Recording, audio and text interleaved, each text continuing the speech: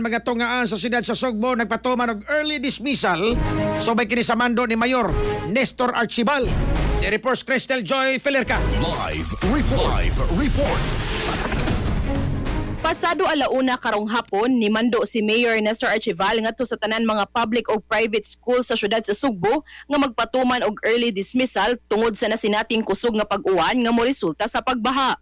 Base kini sa rekomendasyon sa Cebu City Disaster Risk Reduction and Management Office tungod kay base sa forecast makasinati karong hapon og kusog nga pag-uwan ang Sugbo. Maong gikinahanglan ang sayo nga pagpauli sa mga tinun-an lakip na sa mga magtutudlo aron masiguro ang ilang kaluwasan. Mahinumduman nga kagahapong adlaw, dakong bahin sa syudad sa Sugbo ang nalunupan og baha gumikan sa kakusog sa bundak sa uwan. Samtang susamang lakang nausab ang gibuhat ni Mayor Samsam Gulya sa Talisay City ug Mayor Cindy Chan sa Lapu-Lapu City, human gipaubos ang maong mga syudad sa yellow heavy rainfall warning pasado alauna karong hapon tungod sa low pressure area nga na-monitor sa pag-asa gawa sa Philippine Area of Responsibility alas 8 kaganihang buntag.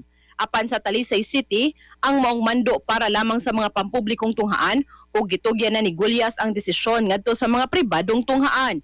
Kaganihang alas 2 sa hapon, ang tibuok probinsya na sa Sugbo ang gipaubos sa yellow heavy rainfall warning kung diin kusog nga uwan ang masinati nga moresulta sa pagbaha.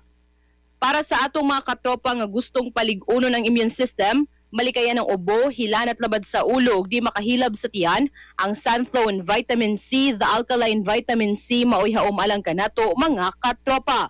Alang sa nagkayusang Pilipino para sa Pilipinas, kininyong katropa Cristel Joy Felerca, XFM News. XFM report. Santone Plus Gold, mapalit sa mga butika sa inyong lugar.